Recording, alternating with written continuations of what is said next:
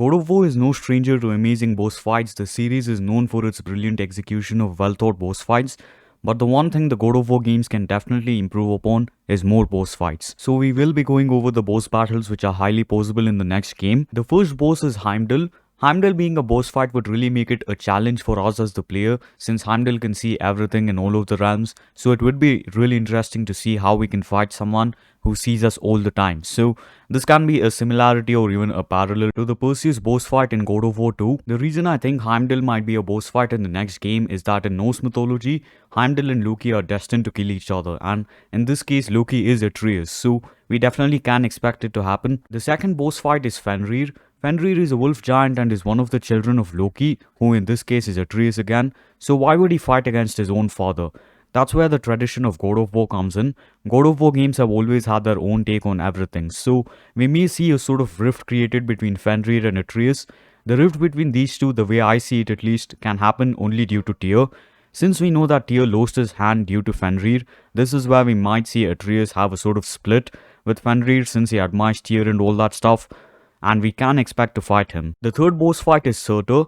Since it is Surtur's destiny to fall at the hands of Thor and Odin but strike Asgard so that the world is born again, we as Kratos might be using this in a different way. Rather than Surtur destroying Asgard, we may see him destroy the Tree of Life, Yggdrasil.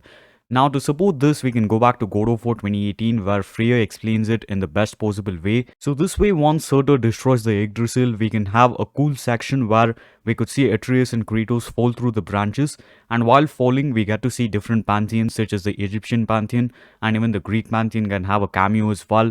So that would be insane, you know, Kratos and Atreus falling through, and as we are falling through we can rotate our camera and all that stuff, and we can see the different mythologies out there. So this can be a sort of tease as well, you know, what's in the future for God of War as well. So that would make it really insane. The 9 realms are all intertwined and coexisting on the branches of the world tree. The tree's very existence supports all of creation, every strand transcending time, transcending space. Number 4 is BALDUR. Yup, you heard that right. I do expect BALDUR to return in the next game, and there is reason for this.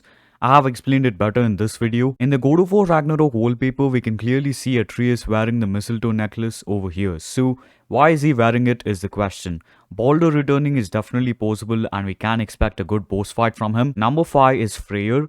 Since FREYR is one of the main antagonists in the next game, we can expect to run into FREYR as well.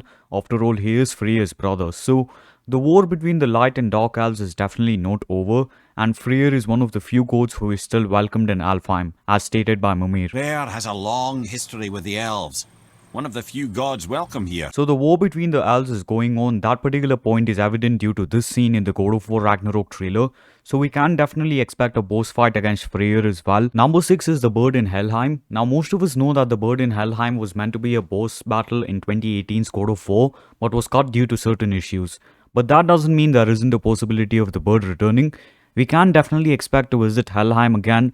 Perhaps the appearance of Loki's daughter Hel might happen as well. We never know, but again it's just a possibility. Number 7 are the NORNS. The NORNS are the rulers of destiny, and the Greek equivalent versions of them are the sisters of fate. So how can we expect them to fight in God of War Ragnarok? They will appear in God of War Ragnarok because this is confirmed by the cast of the next game. Number 8 are the Einherjar. Do forgive me if I mispronounce.